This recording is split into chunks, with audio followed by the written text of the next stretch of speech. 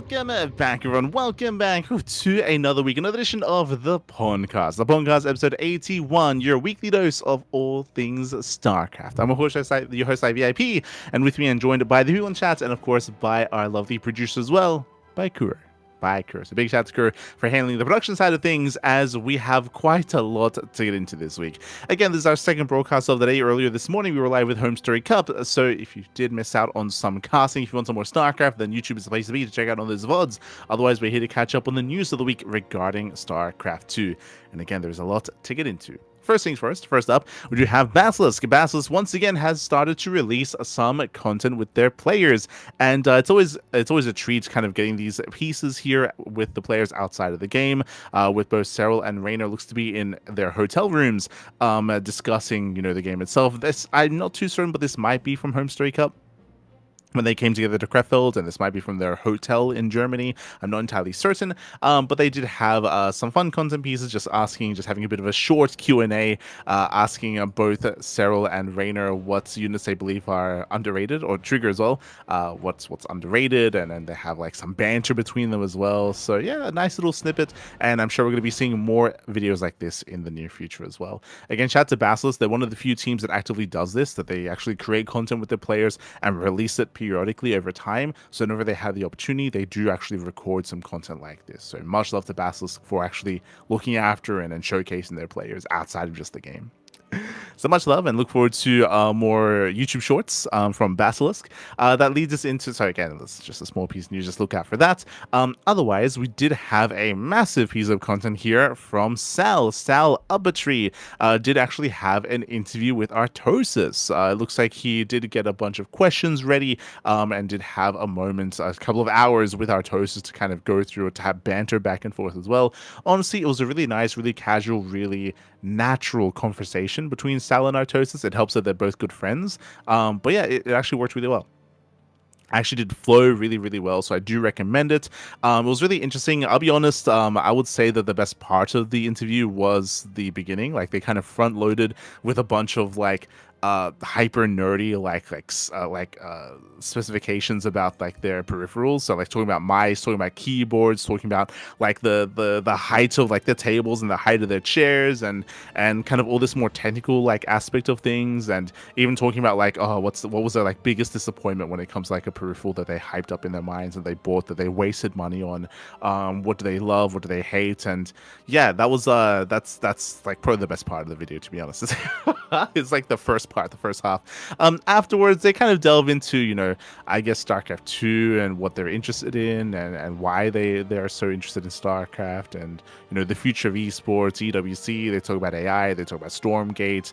They talk about, I didn't even know this, but apparently Artosis got banned from Twitch a couple of times. I don't really follow Artosis's content, but apparently that happened. They discussed that as well. So some more interpersonal stuff. So yeah, it's definitely an interesting interview. Again, as I mentioned, for me at least, like the first half was like the most interesting aspect of it. But it was great to hear from both Sal and from Artosis, especially considering, how Sal is, I would say, like an expert. Like, he's like a bit of an audiophile and just like a tech file in general, like really into like the technical details as to like microphones and audio and camera, and just like that technical aspects of a stream and of a production side of things. And Artosis has a lot of experience with that as well. So like there was a lot of back and forth there. And yeah, it was really interesting. I do recommend it. Definitely do tune in. Especially if you want to put it like in the background, for example, like it's a bit of a 2-hour podcast sort of thing. Definitely was interesting to hear from the two of them as well. And yeah, it was a lot of fun. Definitely a lot of fun when it comes to hearing from them, from their perspective as well, talking about StarCraft and StarCraft adjacent things. It was great. I don't know if we're going to see much more of this, but I do hope that Sal does look to maybe create more of these in the future. I think it went well. I do think it went very, very well. So shout out to Sal, shout out to Artosis. That leads us into, along those lines, we're kind of talking, one of the things that they did kind of mention, they spoke about a lot of specifications. They spoke about the future of StarCraft. I think Artosis mentioned how he was really excited for StarCraft moving forward, and was very hopeful in regards to how Microsoft was going to be managing things. and talking about, you know, the faults and the issues with Activision, and kind of how they approach things, and how they kind of lost a lot of the goodwill that Blizzard had garnered over the years, which we've been very vocal about, and everyone's kind of spoken about this as well. So just kind of like echoing those sentiments. But talking about, you know, the the potential bright future ahead, which is also what we've been discussing over the past couple of podcasts, talking about the upcoming things, whether it's the StarCraft 2 miniatures game or whether it's some of the other things we're about to be talking about here. But things do look a little bit more optimistic than previously, just because management has changed over at Blizzard, and I would say for the better.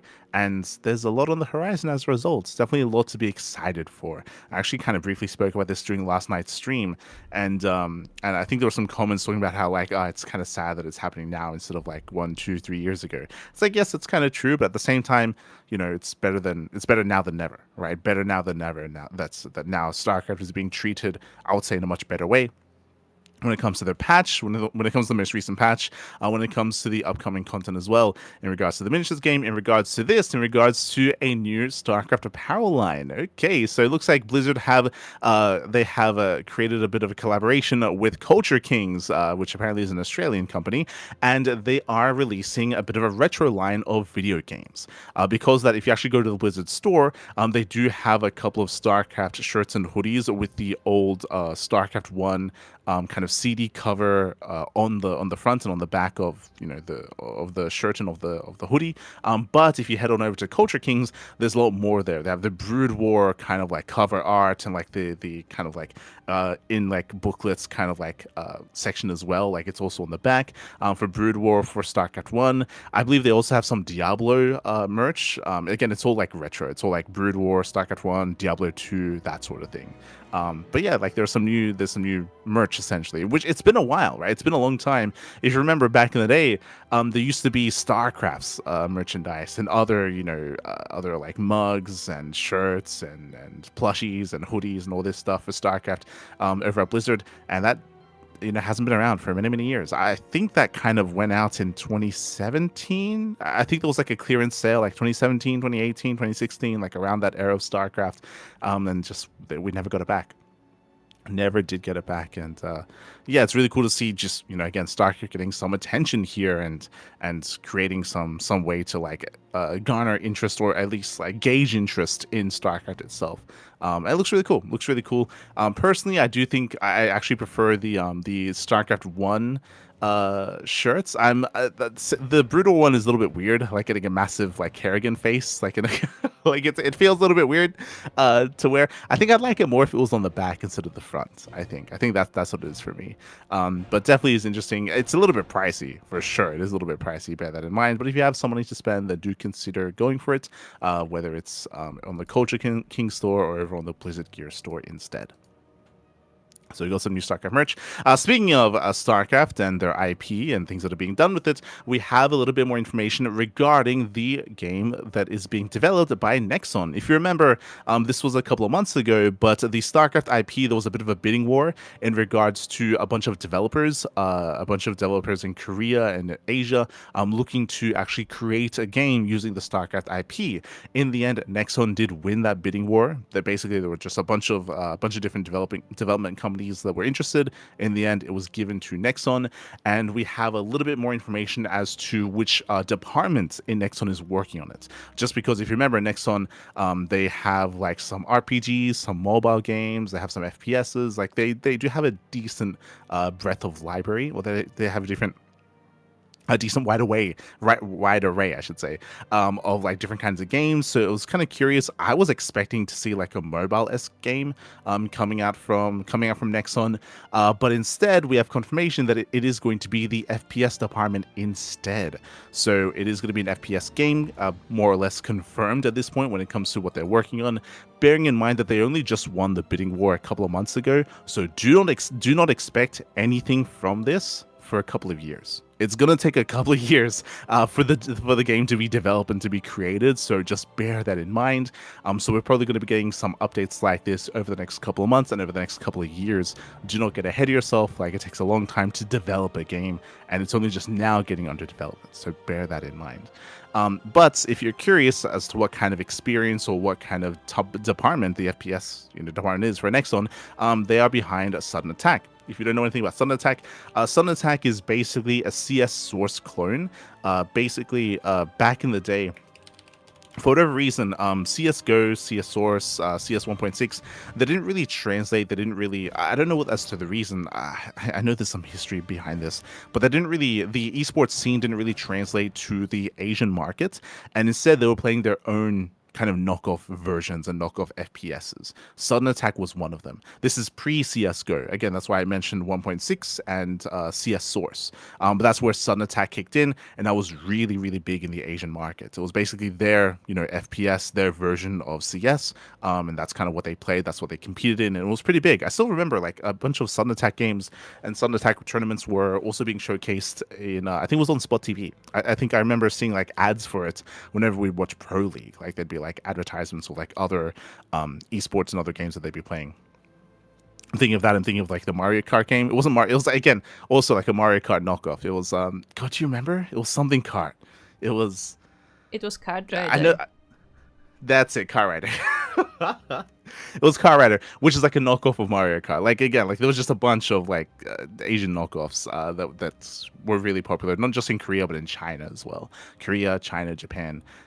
Again, like I remember there was like some, I don't know if I want to say documentary, but there was definitely a lot of speculation as to why the Counter-Strike markets never really broke into the Asia region of the Asia scene. I'm pretty sure there was a bunch of stuff behind that as to the reason why that happened, but that's why these other games did kind of pop up. So because of that, and because of Nexon's experience in the FPS genre, I would assume it is going to be, think of something like a CSGO, think of something like a Call of Duty, like a, I should say, PvP, like FPS kind of game with StarCraft. I'm not really expecting anything too story heavy and story centric. That's not what Nexon's about.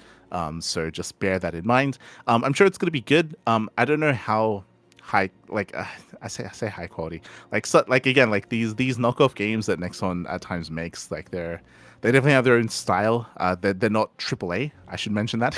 Like, do not like. I don't want to say anything bad about Nexon. Like, they've got some fun games. They've got some good games. Are they behind MapleStory? No, not quite. But yeah, they're not like their departments and their funding. It's not as big as like again like an Activision or a Blizzard or like one of these other big titles or big teams. So yeah, temper your expectations, and we'll see how much polish it has coming up. Right? It is MapleStory. Yeah, it's MapleStory. Oh, hey, fun fact. Next one, they made Kart Rider. Yeah, there we go. Kart Rider, Sudden Attack, DFO. True. How could I forget? Dungeon Fighter Online, MapleStory. I mean, these are really popular games, especially DFO and MapleStory, 100%, especially here in like the Oceania, like Asia market. Oreo is addicted as hell to MapleStory. Like, he's it's the Oreo, Bobby, it's the Oreo. But again, it's a very different kind of like genre of game. So yeah, we'll see. We'll see. Definitely going to be looking forward to it nonetheless. And it's exciting that something is being done with the StarCraft IP. Like, that's the most important thing, of course. And that's kind of what we're delving into, right? It's like, hey, suddenly, we're hearing news about the new StarCraft FPS game. We're hearing about the new apparel, right? We have the miniatures game as well, which we're also getting updates on. A lot is now being done with StarCraft. Well, obviously, the most recent patch. So things are looking good. Things are definitely boding well. We have StarCraft returning to BlizzCon. True, that's later this year. True, that's later on this year as well. So Microsoft, they're definitely making use of their acquisition of all these IPs, right? It took a while for them to kind of replace a bunch of the higher ups at Activision Blizzard and put their own people in and restructure the teams and restructure like the development teams and what people are going to be focusing on. And we knew that it was going to take like a year or two for that to happen. And now we can start to like actually make some moves. We can actually see some progress here and see some outcome when it comes to what they're doing with the IP. Speaking of StarCraft Miniatures game, we actually got another Q&A a couple of days ago. Again, the StarCraft Miniatures, Tabletop Miniatures war game is around the corner, and they did go live with their beta testing of their rule set. They went live with their app. They sent out the beta testings, and people have been testing. They've been testing. They've been hard at work in regards to trying out the rules, trying out the game in their own way, and trying to figure out any bugs or trying to figure out like what works, what doesn't work, what needs help, what doesn't need help. It's really interesting what they showcase when it comes to the app itself. They kind of showed like the backlog or things that are happening behind the scenes. They showed a bunch of basically balance changes that they have made because of the testing that's been taking place. They've been buffing, they've been nerfing, they've been adjusting things. Fun fact: we already knew this coming into the StarCraft Miniatures game, but they did confirm last AMA that Protoss was the easier race to play. And currently, looking at the stats, looking at the win rates, I think Protoss has like a 70% win rate. It's just like SC2, papi. Oh my god. What I mean by that, I should clarify, is that Protoss in the StarCraft Miniatures game has less options, so it's a little bit simpler. That's an easier way of putting it. It's a little bit more beginner friendly because there's less decisions to make, so it's a little bit more focused in that way. Whereas the Terran and Zerg races have a little bit more going on and have a lot more options available to you. That is true, but that means like because you have more options, like there's a higher chance you can maybe slip up in some way or maybe not or in another. I would imagine that the skill ceiling is maybe a little bit higher for Terran and Zerg when you can get there. But yeah, basically a bunch of testing was done. When it comes to this AMA, it is it's very focused on details. Like there's a lot of questions about certain units, about certain stats, about certain numbers, adjustments that are going to be made. Some general questions about the future of like like when is the Tal'Darim going to be introduced, or when is like Rainer's Raiders, or some more general questions like that, which we've already heard in the past. But this, I would say, this AMA is very much so focused on the beta testing that's been going on the feedback and on the data that they've been collecting, and on the changes that are being made because of that data.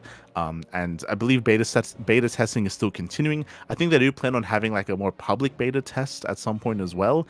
And they're trying to. They did mention that they want to get around like 200 games played to get a better sample size on things, to get a better idea of what's working, what isn't working, while they tweak the numbers and while they tweak their rule set and they tweak units themselves.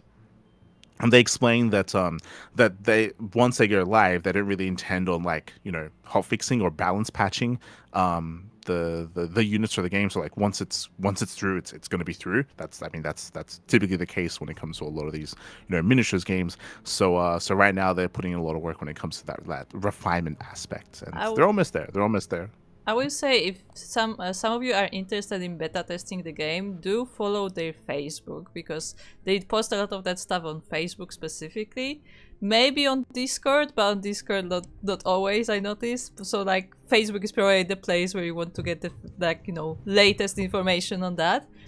And the beta that they are currently running is like open, but like, it's invite based in the sense that like you have to like express interest and they will invite you, kind of thing. But right now I know they are focusing more like experienced players, like players who have experience in other tabletop games, so they can like by their experience compare like how this plays out. But later on, I guess they will also invite others as well. Yeah, exactly. And we're kind of getting through this process. I think they mentioned when it comes to future dates that they spoke about pre-orders like late March, I think, in regards to like when things are going to go live. Like again, they're trying to move things are moving quickly, I should say, as they're kind of nearing the final stages of development of the game. Like for the most part, all the miniatures are finalized. They're just kind of wrapping that up.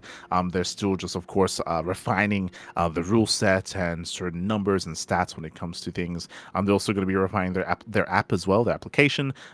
We mentioned previously, but the game is going to have its own app where you can, open it up on your phone and you can check the rule sets yourselves. Like this is something that's becoming more and more common when it comes to board games. I'm not saying that it happens in every board game, and I don't know how common this is when it comes to wargaming, but at least in other board games, like we have already seen a little bit of this as well. Like having your own app, so you can, it's a little bit more easier to use, a little bit more accessible as well when it comes to getting into playing the game.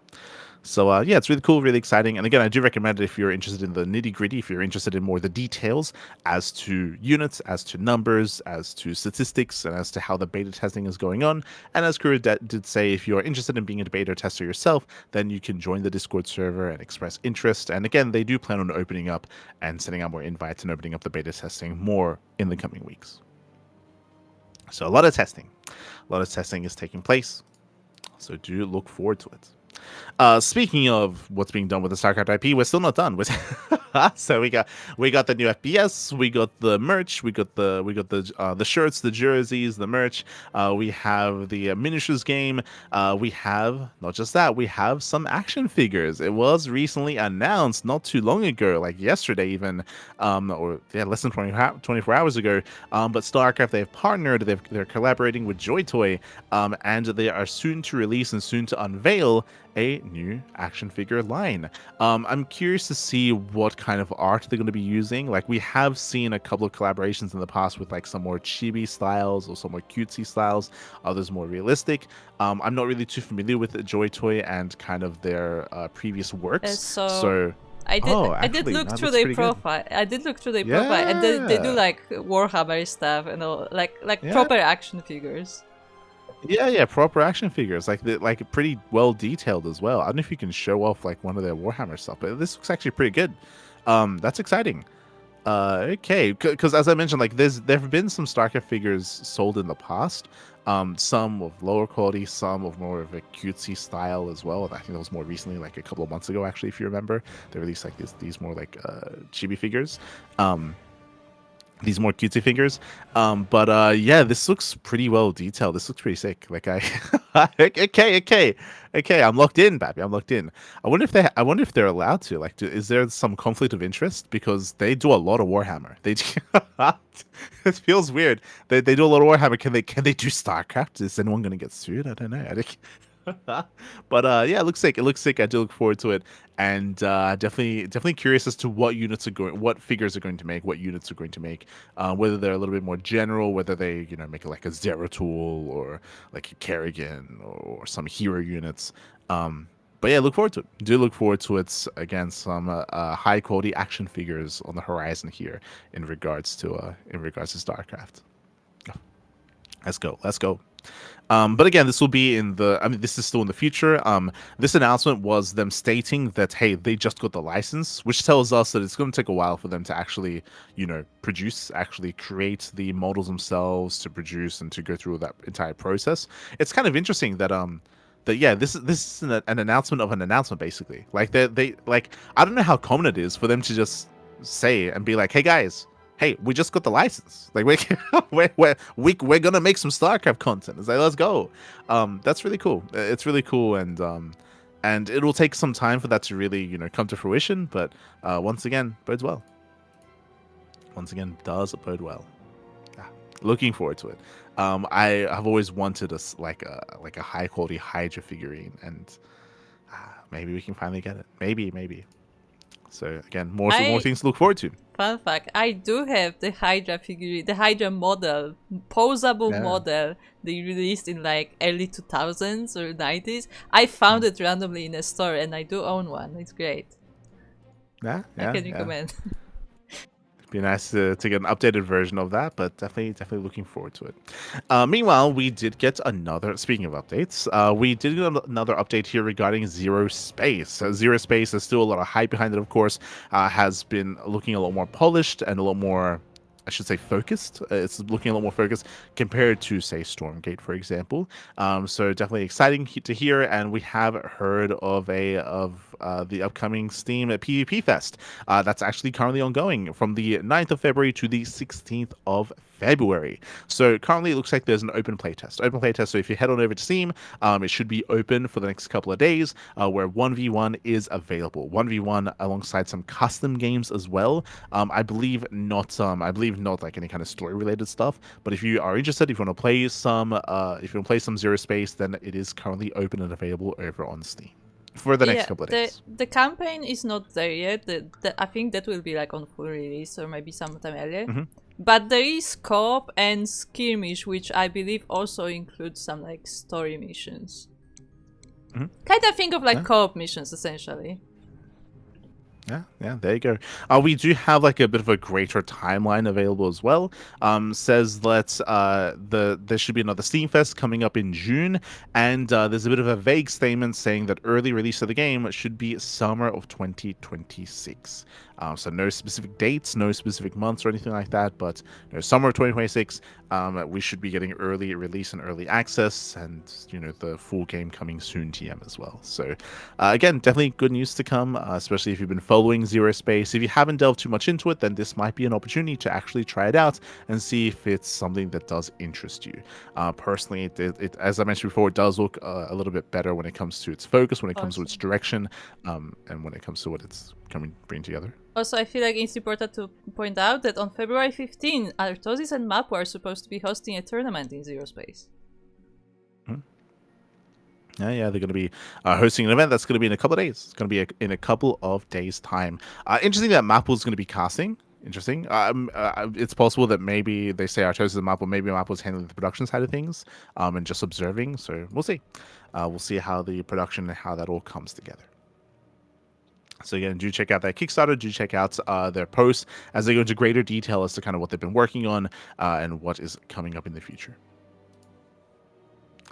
Up next, we do have some tournament announcements, I should say. The Platinum Esports Circuit, the Platinum Esports League, a new circuit is going to be starting here for 2026. If you recall, last year, these were a bunch of monthly tournaments, a bunch of monthly events where there were open signups, of course, leading into an end-of-year finals. We actually casted a couple of them. We did cast a couple of them. We were asked to actually cast, I think it was this February event, but I did mention that we were unavailable, unfortunately.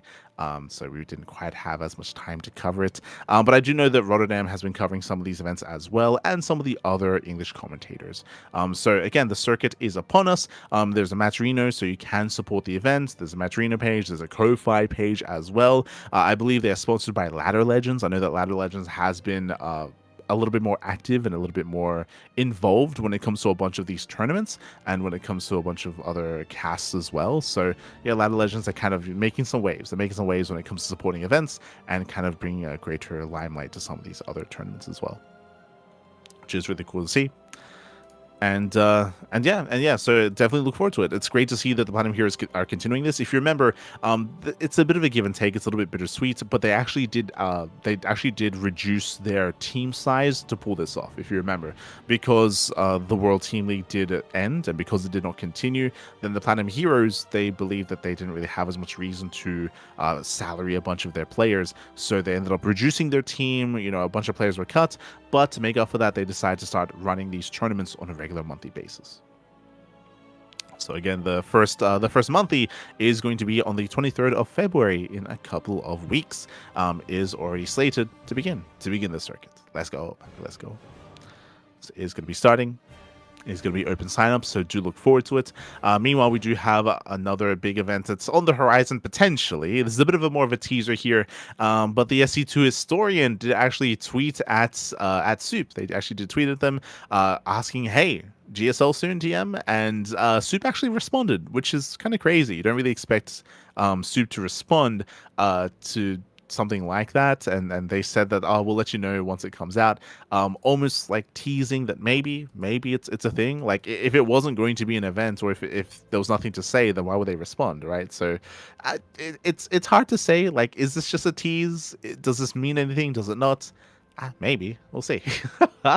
We'll see, Pappy. We'll see. So potential GSL in the future, maybe. So that's definitely a bit of a question mark on the horizon. We'll keep an eye out. Hopefully it's a sign of things to come. Hopefully. Meanwhile, that leads us into the Big Sky event. The Big Sky event, which I believe the qualifier is actually currently taking place. Qualifier number 2 is currently live, and we'll be delving into that qualifier, I guess, later in the broadcast. But for now, actually, I guess we can talk about it now. But we do have the main event. So we already had 2 players qualifying through the first qualifier, which was actually the Big Star Cup. We'll be going into that later. We have a bunch of invited players. We have for Protoss, Classic, Hero, and Zaun. Likewise, we have for Terran, Bunny, Bjorn, Clem, Cure, and Maru. For Zerg, we have Raynor, Serral, Shin, and Solar. So we got the best Protoss, Zergs, and Terrans in the world. Unironically, like, you have the best players in the world facing off against each other, already invited for the main event. Right, for the top Protoss players, Classic and Hero, they're the top 2 Protoss in the world. For Terran, we have Clem and Maru. For Zerg, we have Raynor and Serral. And then we have all the other top players from their respective races. We were going to have MaxFax qualified through from the Pigster Cup, but he is ineligible to compete just because webcams are required. Webcams are required for this event, and of course MaxFax does not show his face, does not use webcams, so is ineligible to compete. MaxFax will not be a part of PigFest. will not be a part of it. So Percival does make it through the first qualifier instead. Meanwhile, when it comes to the second qualifier, let's actually quickly head on over to it. We already have qualifying matches currently underway. So we do have Showtime versus Cristiano. Cristiano, he took down Gumiho. Very well done. And Azura. Showtime and Cristiano, they're facing off in a best of 5. Meanwhile, Rogue took down the Mega, took down Mana, and is up against Nightmare in the qualifying match as well. So 2 qualifying matches, either Showtime or Cristiano, or either Rogue or Nightmare. Looking at the invites, I was about to say that the only top Protoss player that's missing is Showtime. Like, Showtime, I would say, deserves to be a part of this event. And Showtime is favored against Cristiano, but we'll see. Cristiano, he can pop off in PvP. So get one of the 2 in the main event. Meanwhile, we have Rogue versus Nightmare. I do lean towards Rogue here just because Rogue is a little bit more in form. Nightmare, he did go to Home Story Cup. He did have a bit of a hard time at Home Story Cup. And Nightmare also took a lot of time off from the game. So it's kind of hard to judge Nightmare's skill. He did take down Creator 2-0. True. Did to a Creator, but currently is down against Rogue. And we'll see if he can fight back. I do favor Rogue there, but it's possible that Nightmare could cause an upset. Best of luck. Best of luck to Nightmare, best of luck to Rogue, best of luck to Showtime, best of luck to Cristiano. As that will round out the invites. When it comes to the group stage, it's going to be taking place next week. Of course, we have yet to actually seed the groups because we don't have the confirmed players yet. So we still have to confirm those players, still have to figure out who is going to be going. When it comes to the event itself, there is a way to support, of course. There is a Patreon for Pig, and likewise, I believe there's also a way to support the event specifically on Pig's website. There's like a crowdfunding goal, so you can support, you can help crowdfund, and even help fund the event for the next tournament for Pigsty Festival number 8. Currently, the prize pool is around just under 4,000 USD, but again, I'm sure it's going to be growing over time as the tournament progresses. So again, big shout out to Pig, big shout out to the organizers of the event, and best of luck to all the players as well. Coming into this event early on, obviously the favorite player is going to be Hero. Hero has won everything. Like, he's unironically, Hero, he has won all the big premier and major events in the past 2 months. Hero, he won RSL, the offline event in December. He won the OSC Season 13 Championship. He won Thunderfire, and he won Rongyi Cup. Like, Hero, he has been making bank over the past 2 months. The only big event that Hero didn't win was Home Story Cup, but he didn't go. Like, he just didn't go. Like, Hero's been winning everything, baby. Yeah, so I feel like you have to favor Hero here. Obviously, there are some big names that can threaten him, like Serral, like Raynor, like Classic, like Clem, like Maru, and some of the others as well. But we'll see. We'll see if Hero's win streak can come to an end. We'll see if he can be stopped, baby. We'll see if he can be stopped. So best of luck. Best of luck to all the other players involved. Oh boy. Meanwhile, that leads us into, I kind of just spoke about it, Rongyi Cup. Rongyi Cup did actually conclude over the weekend. We did finish covering it ourselves, going through the group stage and going through the playoffs. We had already gone through the group stage, but the playoffs did conclude. Here we had Hero. Here we just spoke about him. Hero, he took down Showtime 3-1, took down Solar 3-1, and he had a best of 7 finals against Maru. Maru himself took down Creator, took down Trigger, but did struggle against Hero. It was a very chaotic, very aggressive grand finals. I do recommend the VODs. Again, we casted all of this. We casted the groups, the playoffs, and the grand finals as well.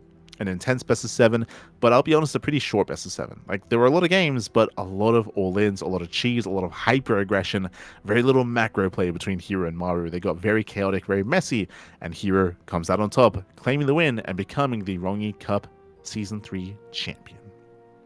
GG well played here to Hero. Coming into this event, I'll be honest, I was thinking that it was going to be Hero versus Clem. I thought it was going to be Hero versus Clem in the finals, but Clem did not even make it to the semis. Clem got knocked out by Trigger in the quarterfinals. It was a crazy upset. Trigger, he popped off, he looked good. The problem is, of course, that Maru is a very different kind of Terran player. Maru and Clem. Clem was a little more macro oriented. Maru less so. So again, a very different kind of TVP, very different dynamic, and Trigger did have a harder time against Maru. Just stylistically, very different, very different.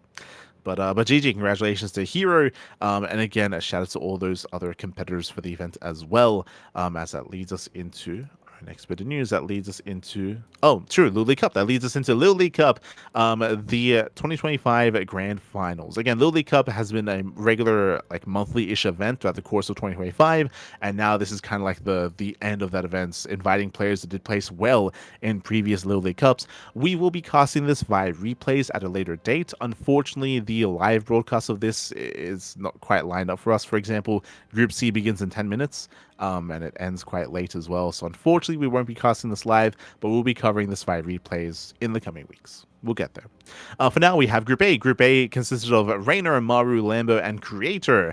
And throughout this, Rainer and Maru did make it through. Rainer coming out in first place, taking down Creator, taking down Lambo in the winners match. Meanwhile, Lambo took down Maru. Yo, that's crazy. Oh my god, Lambo, he took down Maru 2-1. But Lambo did actually fall in the rematch. So Maru, he got his revenge, took down Lambo 2-0 to make it out in second place. So Rainer and Maru, they make it out in first and second. Group E, we had Clem, Rogue, Cyan, and Shin. And Clem does come in first place, taking down Rogue at 2-1, taking down Cyan 2-0. Cyan took down Shin. Whoa, what? Shin came out last in the group. Ay, that is unfortunate. Yeah, big upset for Shin to lose to Cyan. Cyan popping off here. Jesus, Cyan, he was able to take down Shin, but did lose to Rogue in the decider match. So Clem and Rogue do make it through. Again, I was leaning towards Clem and Shin when it comes to Group B, so big upset there, or at least an upset in my mind. Group C, we had Scarlet, Hero, Bjorn, and Trigger. Again, this group is going to be taking place in around 8 minutes' time. And coming into this group, when we were hyping up Hero, Hero is the heavy favorite here for sure. I would say that Bjorn has been struggling a little bit as of late. Bjorn's results have been lacking, 100%. They've been lacking as of late. Scarlet, of course, is in recent decent form because of the Thunderfire Invitational. Scarlet did take part in that, and Scarlet did travel to Stellarfest as well, so Scarlet is in decent form, but I think I'm going to say that Hero and Trigger are favorite here. I think I lean towards Trigger over Bjorn currently, but I can see Bjorn winning instead. Scarlet also is going to be a bit of a wild card depending on her current form and her current play, but it's going to be a battle for second place here for sure, and for now I'm going to lean towards Hero and Trigger. That leads us into Group D. Group D is going to be Serral, Classic, Kieran Down. Oh my god. Jesus. This is... I think I would say this is the group of death for sure. Like, I would say... like, the two favorite players are Serral and Classic, but I can see Kieran Down upsetting. Like, I can see them slipping any of these two players up as well. So, that's a crazy group. So, a hefty Group D here. As I mentioned before, I think Serral and Classic, they should make it through. They should be favored, but I can see both Down and Cure causing upsets. Upsetting Classic and potentially even upsetting Serral as well. So, yeah, that is going to be a spicy group, 100%. Spicy Group D. That leads into the playoffs, which will be a best of fives, best of five quarterfinals, best of five semis, and a best of 7 grand finals. Once again, as I mentioned before, we should be covering this event via replays at a later date. Most likely in the next podcast, we won't be covering the results just to avoid spoilers. But again, unfortunately, we just won't be able to cast these replays for quite some time. Unfortunately, like at the moment, we have a bit of a backlog when it comes to Home Story Cup, so I have to work through Home Story Cup first, and then get into LiuLi Cup. We'll get there. We'll catch up eventually. We will catch up. But again, there's a $10,000 prize pool. Again, a massive prize pool here for this event. And just like for Pigsty, my question is, can anyone stop Hero? Can anyone stop him? Because again, he's been winning everything as of late, but finally, can someone knock him down? We'll see. We'll see. Again, the best of the best players are here. They're everywhere, right? Like here, we also have Maru, Clem, Rainer, Serral, Classic, Hero. The top 2 of each race. Top 2 of each race are here. Top 2 of each race are also on Pigsty Fest as well. Crazy. Meanwhile, that leads us into our tournaments, into match results. Let's go into our match results. First, we do have the Patch Clash Showdown number 3. Once again, another invitational featuring and showcasing Patch's mod. Coming into this event, we were featuring Foxer, Ledlix, Calm Horizons, Linovia Jess, Pi, and Mixu. Okay, so Pi takes down Linovia. 3-1. 3-1 in the best of 5. GG all played here to Pi. Meanwhile, we have Foxer. Foxer does fall to Calm Horizons, but Foxer was off racing, to be fair, but a big win here for Calm Horizons. GG all played. Takes down Foxer 3-2. And then we had Mixu take down Lelix 3-1 as well. GG well played. So 3 show matches, 3 best of 5s. Congratulations to Pi, Mixu, and Calm Horizon as they did come out on top. And again, bearing in mind this was also on a new mod, on the Patches Patch mod, which is a crazy mod, has a bunch of changes. It's a wild StarCraft. Wild StarCraft, man.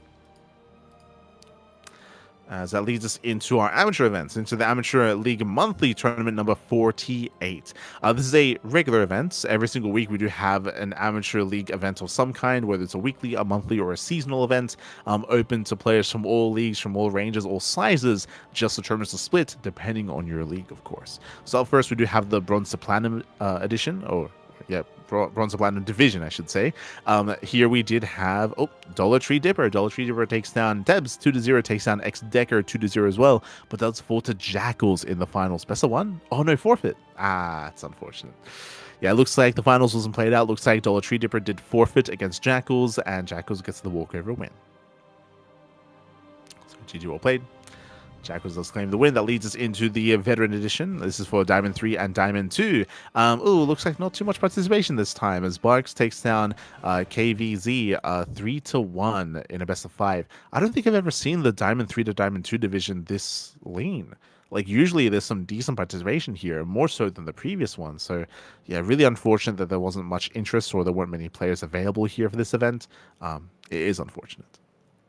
That leads us into the Prestige event, Diamond 1 to Masters 2. Once again, low signups. This is usually we have like a full round of 16 here. But yeah, only a handful of players. Here we had Steez. Steez takes down Set 2-0, takes down Defiance 2-1, and takes down Defiance 3-0 in the finals. Congratulations to Steez for claiming the win. That leads us into the Elite Edition.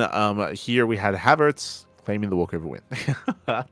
Does get the walkover win here, and does get a free win. Again, when it comes to the GM edition, very, very rare to see GMs and pro players compete in this edition because there is no prize pool, right? You're playing just to play, just for fun, just for the competition aspect, I should say. And yeah, very often we don't see too many take part in this. But a shout out to the Havertz. Shout outs. That's going to win. That leads us into the Ladder Legends Academy Amateur Showdown at number 1. Okay. So again, we mentioned earlier that Ladder Legends, they are like a coaching service, essentially. They've got a bunch of pro players. They provide a bunch of coaching services. They provide a bunch of builds and some one-to-one talks and conversations and voice calls. And they have started to run their own tournaments, to sponsor events like the Platinum Heroes Tournament, the circuit, and also run their own events as well. I believe Draven. No, Empress Lily. Empress Lily was covering this. But here we had 6 players. We had actually, let me just quickly double check. So there was an MMR cap, so 4.5k MMR and below. So around Masters 2. Masters 2 level and below is the MMR limit here, and we had players from all around the world. Oh, a decent sign-up list here. We had Hatsu competing, we had Darkblade as well, we had Uncle Climax, Killer B, Sewer Badger, Set as well, Zigger, Defiance, so some regulars that we do recognize from other amateur events. In the end, Lucifer takes down Nidhogg, takes down Killer Bee, and takes down Its Will as well. Did drop a map early on to Nidhogg, for sure, did drop a map, but overall did look quite clean in the semis and in the grand finals. Congratulations to Lucifer. Shout out to Its Will for coming in second place, the Canadian Terran, and Killer Bee coming in third place over Set 2-0. GG. GG, well played. So shout out to our top 3 players, of course. And again, we'll see if this becomes a regular tournament. Currently, it is slated as a weekly tournament, but we'll see if that trend continues. Is this going to be a weekly or kind of like a one-off event? We'll see. But hey, if you're 4.5k or below, when it comes to MMR, you can take part. You can compete. You can compete. That leads us into Euthermal Future Circuits, the February edition. Again, there's been a lot of hype around 2v2, and the best thing about this is we've been seeing more interest from the Korean side of things. When it comes to the foreign side, we've already seen these duos, and a lot of these players are more regulars, like Showtime, Max Pax, Lambo, GG Machine, Shameless, Trigger, Clem. Like, these are all regulars, for sure. I will say, though, we did mix up the pairings quite a bit. Yeah, I was about to get into that. So we have a bunch of regular players, but the Koreans, they were less interested last year. Like they weren't really competing in the circuit. There were some exceptions, of course, like Ryung and Gumiho. I think they had like a TVT pairing. We got like Byun and Percival. Like there was a couple of exceptions with a couple of signups here and there, but they were few and far between. Now, though, we've had a lot more Korean representation with Solar, with Byun, with Ryung and Shin pairing up together, with Hero and Maru for the first time coming together as well. So really cool to see some more interest from the Koreans. As Kuro did mention, a lot of the pairings here were mixed up this time. Typically, Max Pax plays with Spirit, but this week, I don't quite see Spirit here. It's possible he was in one of the earlier rounds. But yeah, Max Pax is typical go-to. We did have Spirit. Yeah, Max Pax is Who was he with? Yeah, Max Pax's typical go-to partner is Spirit, but here he actually did compete with Lambo instead, which I don't think we've quite seen that before. Like usually Lambo, he's with Hearthstone. Usually he's with Hearthstone or switching out with Showtime. Showtime is like the replacement man. Smoke. He's always a replacement man. But yeah, this time we had Max Pax and Lambo pairing up. We had Euthermal and Showtime breaking up the homies. Usually it's Euthermal and Goblin playing together instead. So a couple of these pairings were different. And Euthermal, he was the matchmaker as well. Cristiano and Kellizer, they were looking for a partner. They were looking to compete, and he actually had them pair up together. And they actually performed incredibly well. Like, it's crazy. They took down Ryung and Shintuo, and they took down Maru and Hero in the lower bracket as well. So Cristiano and Kellizer, like a match made in heaven, baby. They performed very, very well. So it was fun to see a bit of a shake up here and some interesting pairings. One of the reasons why you would want to do this as well is, if you remember, the format is wild for the finals, for the grand finals, for the playoffs. The format of the 2v2 circuit intentionally breaks up all these pairings. So last year, for the most part, it's like everyone kind of had their partner and they stuck with them throughout the entirety of the circuit, throughout the entirety of the season. And then bam, the playoffs hit and it forces you to play with someone else. The way that it works is that you have, like, say, I think it was like 16 players, more or less, 8 players per group, and then it's round robin, and every round you have a different partner in 2v2. This is a way to kind of like ensure that you're not being carried, or also to ensure that, hey, you have the best 2v2 despite your partner, whether you have a Zerg partner, a Protoss partner, a Terran partner. Like, it kind of like, it adds like this different kind of layer here of skill, a different layer of like adaptability as well. So the idea of ahead of time getting experience with other top players will benefit you, right? It's like, learn how to play with Max Pax or with Lambo or with Showtime, because you're probably going to play with them in the finals. So it's good to get that experience. It's good to have a different partner as well, right? Not just when it comes to, you know, practicing with this specific player, but practicing with a different race partner as well. Like getting experience with a Zerg partner or a Protoss partner or a Terran partner, again, does benefit quite a bit when it comes to those playoffs. So again, because that unique format, it does kind of elicit for, you know, for promoting and forcing players, or I should say, for incentivizing players for actually shaking up their partner and trying out different things. So it's really cool. It is really cool. When it comes to the event itself, congratulations to Max Pax and Lambo. They do come out on top. Max Pax and Lambo, they take down Maru and Hero in the quarterfinals. They take down Euthermal and Showtime. They take down Clem and Trigger, and they take down Clem and Trigger once again in the finals. Oh my god, deja vu. If you remember, for a long time, it was Max Pax and Spirit that were the best team in the world, and Trigger and Clem were second, and we're seeing something similar here as well, except this time no Spirit, this time Lambo instead. Here we go. Meanwhile, if you're curious, Spirit, he teamed up with Goblin. Goblin, of course, did break up with Euthermal for a week. Did pair up with Spirit instead, and they did struggle that much more. They went down a little bit earlier in the tournament. Did go down earlier.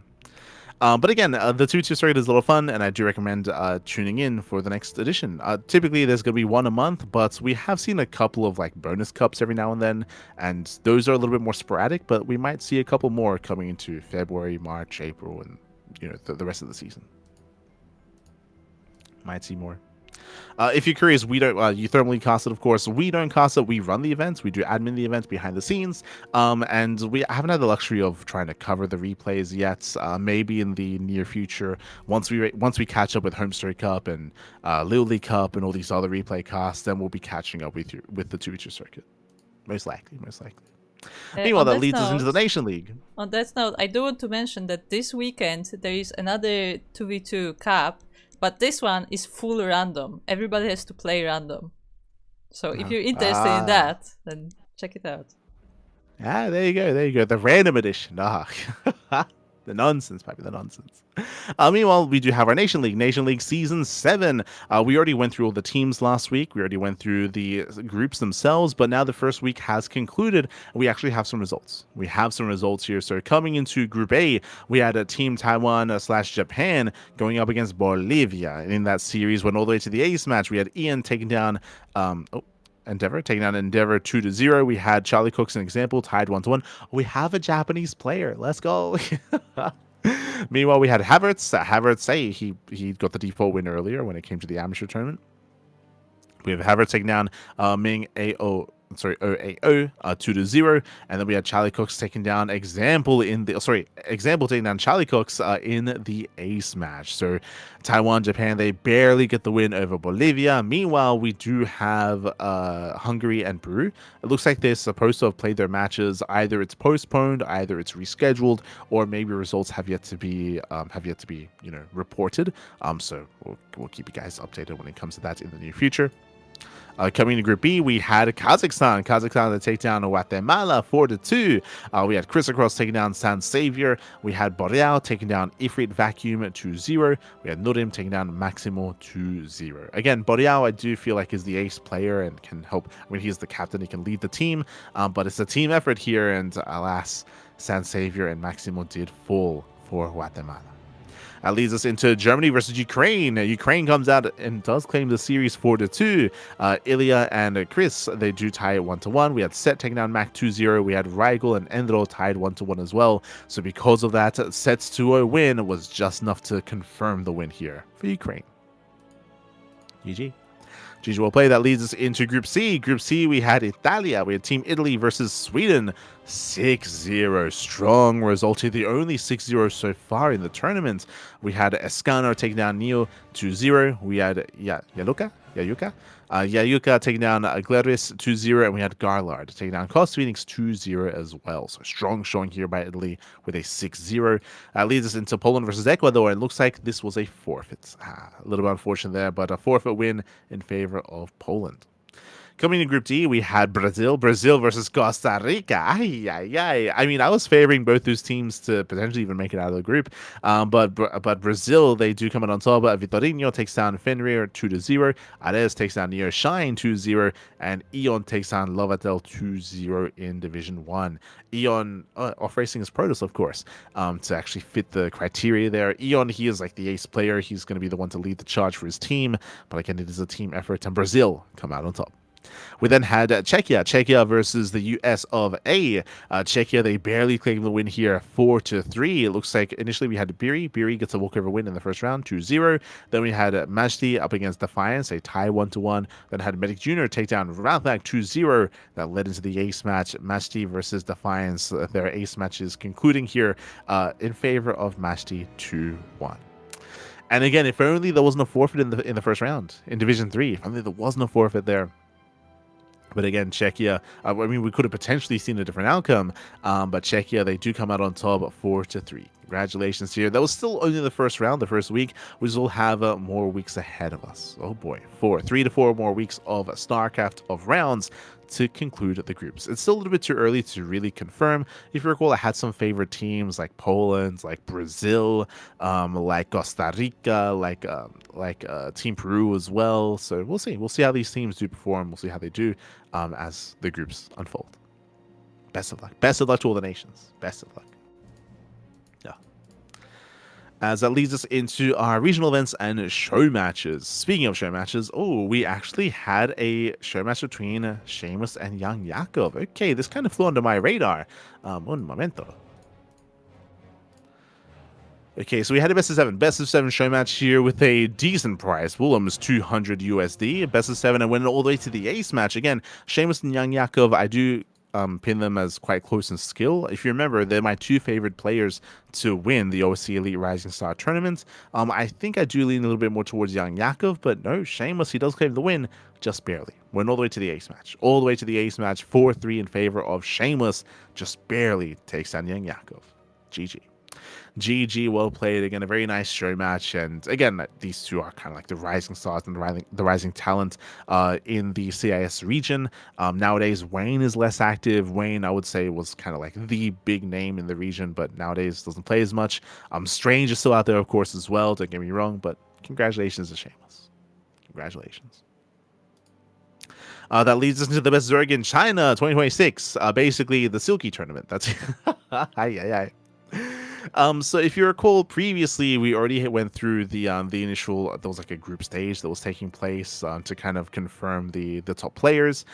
So going through this, we already had the qualifier, if you recall. Actually, I think we started to wait for like one round of the qualifier to conclude.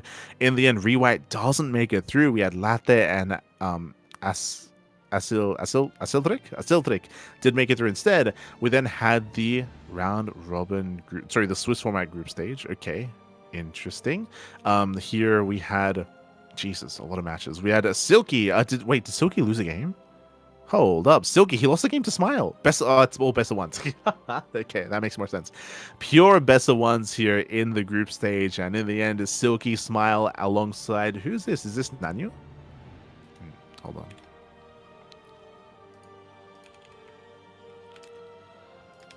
One momento here. Yes, okay. I know. So Smile, Silky, and Nanyu, they did make it through the group stage. They did make it through as a top 3 in towards the next round. Meanwhile, we then had the ZVX stage where they played against opposing races, against Terran, against Protoss, and against other Terran as well.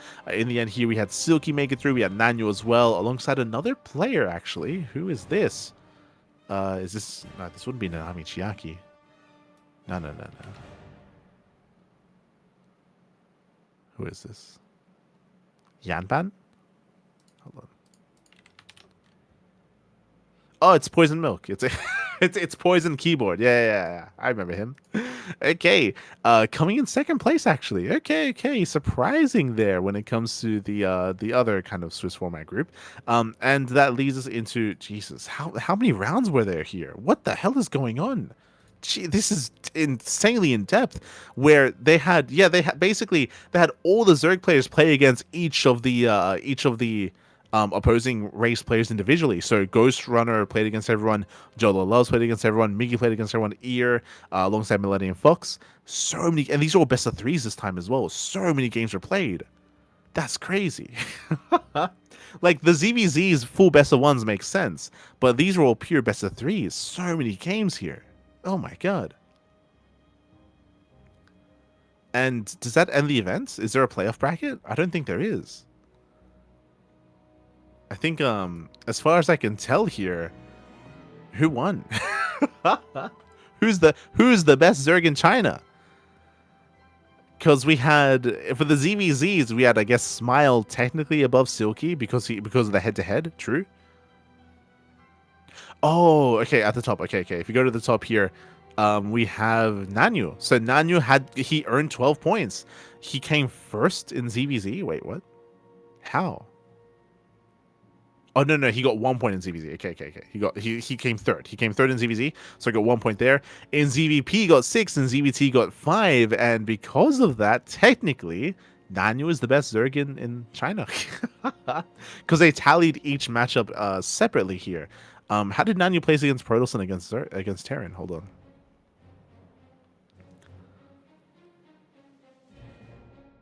on. Yeah, he ended up 5-1. Okay. Crazy.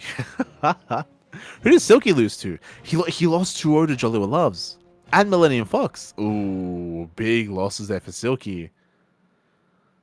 Smile, he had a bunch of 1-1s. Yeah, Nanyu. Okay, I thought this was going to be a sure win here for Silky. So basically, they tallied and they compared all the performances of all the Zerg players against all the opposing Terrans and Protoss and Zerg. And yeah, technically, Nanyu, best Zerg in China. GG. GG. Just barely clutching it out over Silky and over Smile as well. GG, well played. Again, Silky had some rough losses against Joloa Loves and against Millennium Fox as well. And with that, congratulations to Nanu. Congrats, GG well played. Again, a crazy format. I think there's just so many games played, crazy format. Congratulations to Nanu.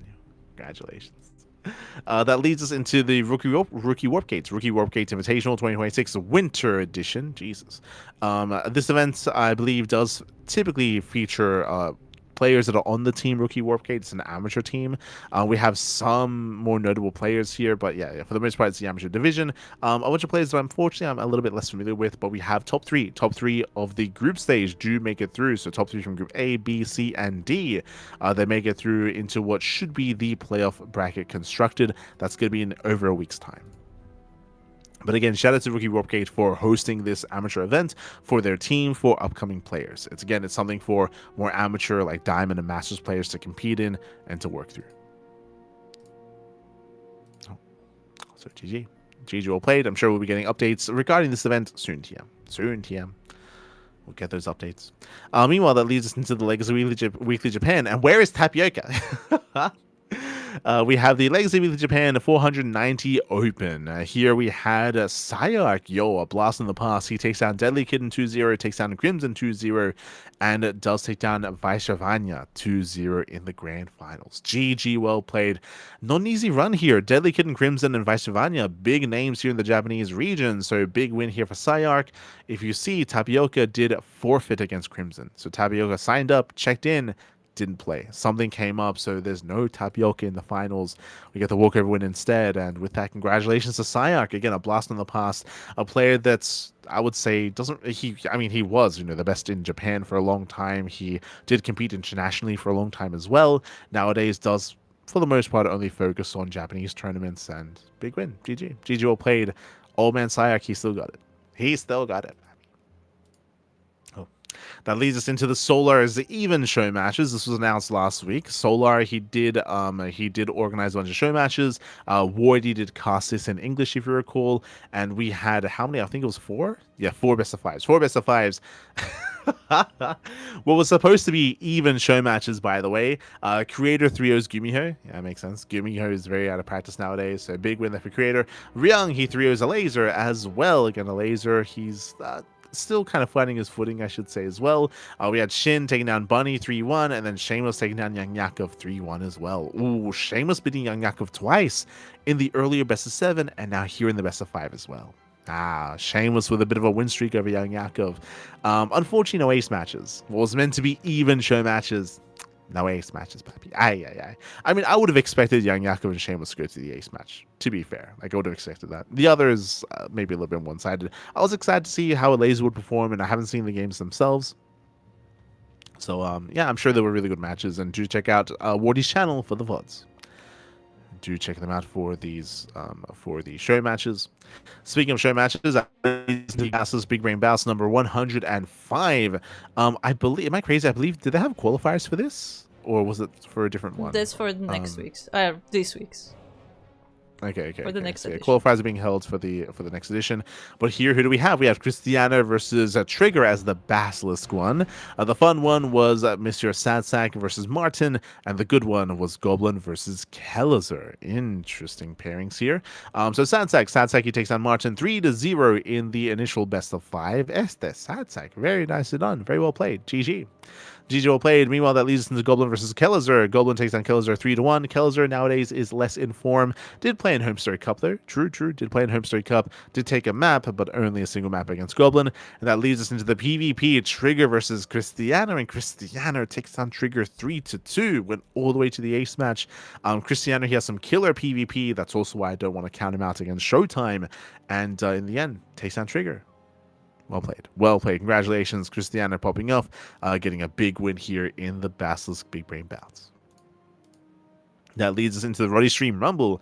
Ruddy Stream Rumble number 7. This is an irregular tournament that starts up every now and then whenever there's no Monday Night Weekly. Ruddy Stream Rumble is the qualifier for next Big Brain Bouts. They've made one into the other. Okay, so it kind of leads into Big Brain Bouts. I remember seeing Jimmy post about this, actually. Jimmy did actually tweet about this run. He got knocked down early by Nicaract. I just realized these are all best of 1s. Wait, what? Let's go. So pure best of ones, pure chaos, baby. Ay, ay, ay. Pure chaos. But again, Jimmy, he got knocked down early, but Jimmy, he took down Lelix 1-0, took down Art 1-0, Nickrat 1-0, and then he 2-0'd GG Machine. BGG, well played, big win there for Jimmy. Unfortunately, Shane was forfeited. You can see that he forfeited against Art and against Jimmy. Looks like Seamus had some connection issues, some internet issues, so Seamus did bow out early. Otherwise, I would have favored Seamus to win the entire event, to be honest. Like, Seamus, he would have been the favorite player, but he was unavailable, and in his absence, Jimmy did rise up instead. So, GG well played. Shout out to Jimmy for claiming the win and for being invited into the next Big Brain bouts. True. Does get invited in. Meanwhile, that leads us into our OSC tournaments. That leads us into the OSC Elite Rising Star number 17.5. We covered day 2. Day 2 did conclude, and fun fact, we'll also be covering day 3 as well. So 1, 2, and 3 all casted on the CranKy Ducklings, so bear that in mind. So you can check it out here over on this channel. As we did conclude the round 16, almost. Here we had Seamus took down Sebestis 3-1. We had Hon Mono taking down Hacker Stop 3-1 as well. I will say that was the highlight series of the broadcast. Animals, one of the highlight series actually. Animals, Hon Mono and Hacker Stop. That was a lot of fun. Some crazy, chaotic, and hyper cheese games in that best of 5. We had Inexorable versus Minisurg. That was also, I would say, another highlight series. A really close match. Inexorable started up 2-0, and then Minisurg was able to bring it home and bring it back 3 games in a row. Reverse sweep for Minisurg. Crazy, baby, crazy. So GG well played. We had Jimmy taking down Creature 3-0 as well. And with that, we are again slowly progressing through the bracket. We have Shameless versus Hon Mono in the quarterfinals. We have Mute versus Minizorg in the quarterfinals as well. We have Yang Yaka versus MidVK. We have Lelix versus MJG. We have Lemon waiting in the next round, and Jimmy also waiting in the next round as well. So again, plenty more matches to come. In my mind, again, Shameless and Yang Yakov are fated to face off against each other.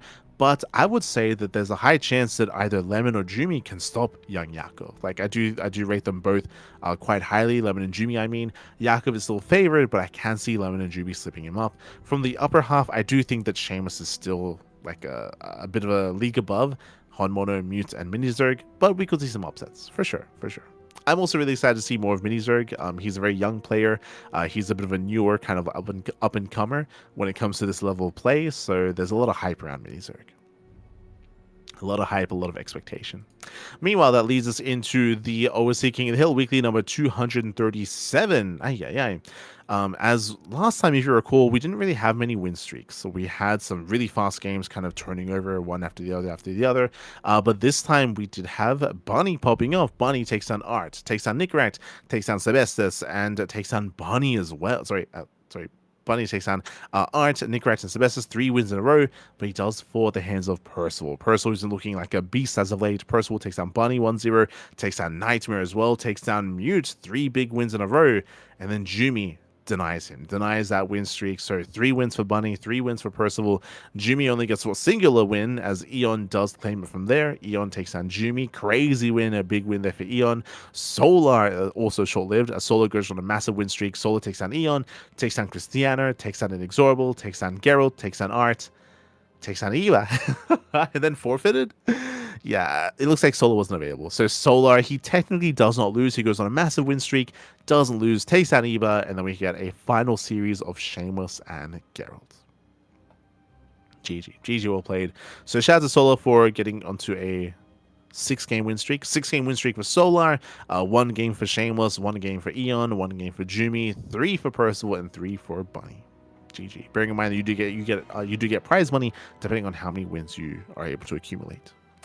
So GG well played. Solar does come out with the most amount of wins, and Shameless, he does win the entire event. Going to be invited to be the starting player for the next King of the Hill. Oh boy.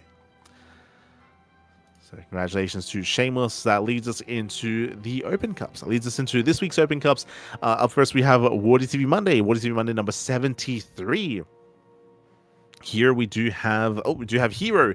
Hero takes down Byun 2-0, takes down Ryung 2-0, Shin 2-1, and takes down Cure in the grand finals. A little bit surprising here. Usually we expect to see Max, but no, Max he got knocked down early. Got knocked down early on by Cure 2-0 in the semifinals.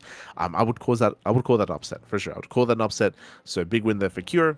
As Hero, he does shut him down in the finals, but went all the way to the ace match. Crazy back and forth there between Cure and Hero. Very impressive. GG, well played. When it comes to other notable results here in the Water TV Monday, Shin he toured Classic. That's a big win. That's a big upset. Like Classic, we expect him to go far in these events. He got knocked out in the round 16, so big win there for Shin. Meanwhile, any other big notables? Not that I can see here. Outside of Cure taking down Rogue 2-1. Rogue did take a map. MaxX did take down Showtime 2-0, but again, of course, like Cure versus MaxX is probably like the most surprising result of the event. And Cure going to the ace match against Hero again. Cure he performed well. He performed very, very well here in this event. Performed well. That leads us into the Monday Night Weekly. So later on that evening, it leads us into the European event. Here we have Max. He gets knocked down by Cristiano. Again, Cristiano, he takes down Trigger. He takes down Max. Cristiano is a beast in PvP. And not just that, he toured Gabe. Oh, that's crazy. That's actually really good. Cristiano, he 2-0s Gabe and he 2-1s Max. That is insane.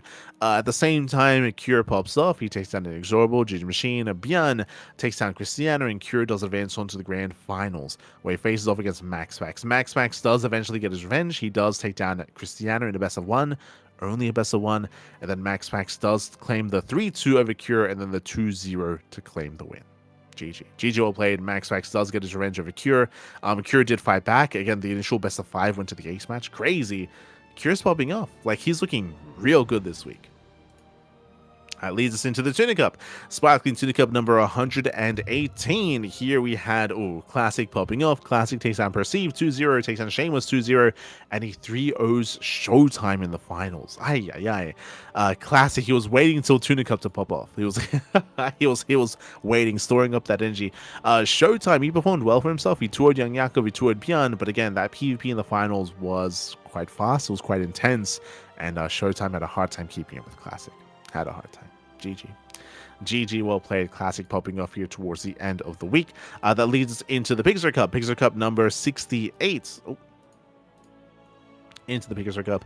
Here we did have Hero. He takes down Bomyoja as Terran. Let's go. He 2-0s Nick Ranch, 3-0s Percival, and he takes down Max 3-0 in the finals. That's a big win there for Hero.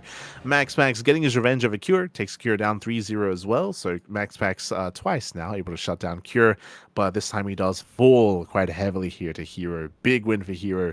GG well played. When it comes to other results here that I did notice, Percival, he took down Creator. Big win there for Percival to take down Creator 2-1. Likewise, another result here to take note of. Here's Lemon takes a map off of Max. If you remember, I did mention that Lemon is one of the players that can threaten Young Yakov in the OSC Elite Rising tournament. You can see here, even taking a map off of Max. Like Lemon, he is definitely a threat in that event, so definitely worth keeping an eye on him.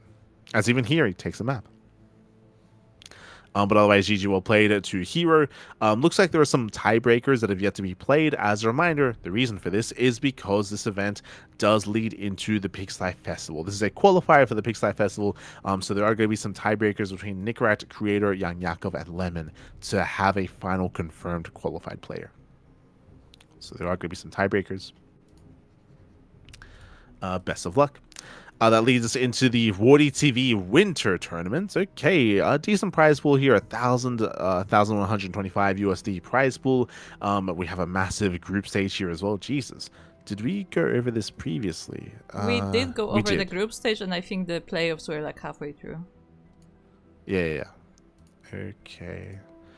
So we're over the group stage, getting into the playoffs here. Max, he takes down Young Yakov 2-0, takes down Björn 3-1. Ooh, Björn with the upset. Björn 2-0's Hero. Okay, Björn. Björn takes down. If you remember, I think my prediction for this was Hero would win. I think I was like, Hero, he's going to beat Björn, going to take down Max, and it'd be Hero versus Classic in the finals, then Hero would be Classic. But I'm sure Classic is very happy to see that Hero didn't face him in the finals. He's had enough of Hero. He's had enough of him.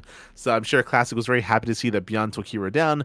Max took down Björn, and then Classic 3-1 to Max. So a big win there for Classic. He took down Shin and Cure to make it to the finals as well. Not an easy run there. The biggest threat to Classic was Cure. Again, we've been seeing some really, really nice results out of Cure this week, including in this event as well. So Cure's been popping off in all of these matchups, barely not clutching it out and barely not winning, but has been performing really well. Went to the ace match against Hero, went to the ace match against Classic, and even beat Max earlier as well. So Cure is popping off in TVP. Meanwhile, and again, Classic does take down Max 3-1 in those finals. Again, Hero was denied any kind of finals run. GG. GG will play. That leads us into the WardyTV Winter Championship 2026. Not to be confused with the Winter Cup. Sure. Why not?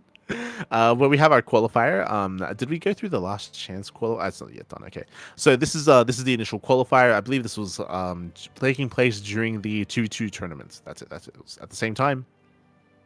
Here we had a bunch of best of threes, and it is who qualifies for the event. Oh, it's you just get points. Oh, okay. That's kind of weird. So this doesn't confirm qualification, but it gives you points to qualify for the event. I think Okay. it's kind of. I think you gather points like in various worthy events. Yeah. Mark? Kind of, yeah. On top of like OSC points and stuff. Yeah, it's fine. It's fine. But Beyond, he takes down Ragnar 2-0, takes down Nikrak 2-0, takes down Cyan 2-0, and takes down Mana 2. Jesus, Beyond doesn't drop a single map in this tournament. Oh my god, Beyond, calm down. I mean, hey, you 2-0 Hero. Hey, if you can 2-0 Hero, you can 2-0 anyone. So Beyond, he pops off. Does earn the most amount of points here. Mana, he performed well though. Mana, he 2-0'd Shameless, he 2-1'd GG Machine to make it to this finals, to place highly, of course, to be able to get some extra points for the WardyTV event. A special shout out to Cyan. Cyan, he did perform well when it came to the groups of LiuLi Cup. Even here, he 2-0's Geralt. Big win there for Cyan. GG. GG well played. When it comes to the last chance qualifier, that's going to be taking place in a couple of days on the 17th of February. So that's going to be around the corner. And very quickly, let's head on over to the main event for the Winter Championship. You can already see players that have made it through from the Winter Cup. True. So, hey, it looks like it ties in. But the top four from Winter Cup were Classic, Max Pax, Beyond, and Hero. So we already have 4 players confirmed into the main event. Fun fact that Beyond is already confirmed because of Winter Cup. But he won the point qualifier, which means he just burned those points. Lovely. So Classic, Max X, Beyond, and Cure. We have the last chance qualifier, which has yet to be determined. And we have from the Winter Standings, we have Creator, Geralt, Hero, Mana, Shameless, Showtime, and Trigger. Jesus, a hefty amount of Protoss. We've got 3 Terrans with Bunny, Clem, and Nikrat, and we got 4 Zerg with Rogue, Shin, Solar, and Young Yakov. Oh boy. So again, the lineup is looking pretty hefty here. We are missing, I would say, definitely some of the top Zerg players. Like coming into this event, we have the top 3 Protoss in the world. Sorry, top 4. We have Classic, Hero, Max Pax, and Showtime in no particular order. And Trigger, like again, you got the best Protoss players in the world here. When it comes to Terran, you got Clem, you got Cure, you got Björn. We are missing Maru, but Maru, he isn't really one that plays in a lot of these online events, so that's why he would not have points. Maybe he plays in the last chance qualifier. I would hope so. So missing a bit of Terran, and of course we're missing Serral and Raynor, right? We're missing Serral and Raynor for Zerg. We have some Korean Zerg players, of course, but Serral and Raynor are not quite here. There are no invites, so it all depends on who plays in that qualifier. Let's double check here. The prize pool for the Winter Championship is 5,000 USD. Decent prize pool. But so far we have Spirits, Azura, Zaun, and Roxas in the last chance qualifier. So I'm hoping that we get some more Zerg representation here with Raynor or Serral. Otherwise, I can see this being a Protoss heavy event. I mean, it already is going to be one, but it's going to lead into a massive group stage and into a double elimination brackets for the playoffs. So, Jesus, that's a lot of games. That's a lot of games. A lot of matches. Best of luck to everyone involved. It's a little bit early to kind of make any predictions here, but obviously we have like some clear favorite players like Classic, Hero, and Clem. That we typically expect them to go far when it comes to the main event, but we'll see. We'll see how our players are able to perform and who makes it through. So best of luck. Best of luck. It's still a ways away. This by the time we get the next PondCast, Group A would be concluded actually, so we'll be able to discuss the championship a little bit further in regards to the qualifier and in regards to the group stage. We'll get there. We will get there. As that does wrap up our events for the week here. Yeah, again, a lot of tournaments, and more importantly, just a lot of good news, or a lot of things to come when it comes to the StarCraft IP, when it comes to the upcoming FPS game, when it comes to the miniatures game, when it comes to the new action figures, when it comes to the new apparel, the new merchandise is being released as well. There's just a lot going on in regards to StarCraft. Great to see. And of course, we have some big upcoming events as well, with the Pigsty Festival, with the War TV Championship, with Star Zagora, that of course is coming around in March, and of course with RSL. True. When it comes to upcoming events, the RSL qualifiers are on Saturday. The European, American, and the Korean server qualifiers are all going to be on Saturday, so bear that in mind. If you want to help us, if you want to be notified, or if you want to look and sign up, exclamation mark sign up list, exclamation mark sign up list in the chat. We do have a link in the chat to all of these events when it comes to the RSL qualifiers, when it comes to the Thermal 2v2 random tournament, Chat Star League, we have Tunic Cup, we have Woody TV Mondays, Monday Night Weeklies. It is all here on the sign up list, so you can take part and you can sign up and you can get involved. You can get involved in the community in all these tournaments. Can get involved. Otherwise, if you want to help support us here on the CranKy Ducklings, you can do so via Patreon, exclamation mark Patreon in the chat. The Patreon does fund our tournaments. It funds the Tunic Cup, Sea Duckling Open, and Masters 1 Open. 3 events all funded via Patreon. You can help us grow the events, boost the prize pool, and help us support the players even further. You can help support us. Oh. Just catching up.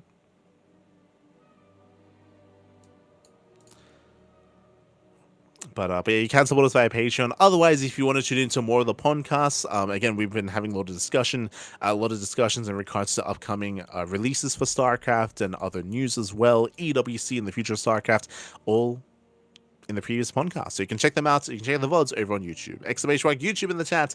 YouTube is the place to be when it comes to VOD content, when it comes to the podcast, and all that we cast in StarCraft as well, which is a lot. We do cast a lot.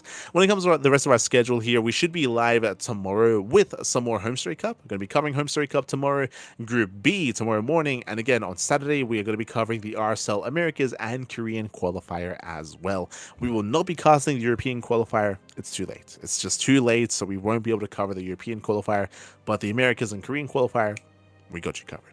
We got you covered.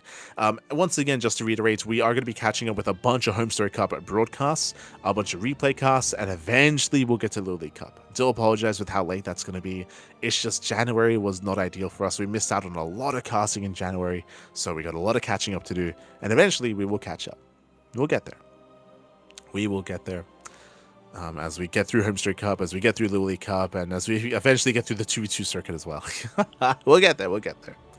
But otherwise, thanks for watching. Thanks for watching the support. We do appreciate it. Again, we'll see you guys once again in 12 hours time with the Homestory Cup Group B replay coverage. Also, big shout out to Kuro. Kuro, of course, has been handling the production side of things and make sure that everything runs as smoothly as possible. So big shout out to Kuro.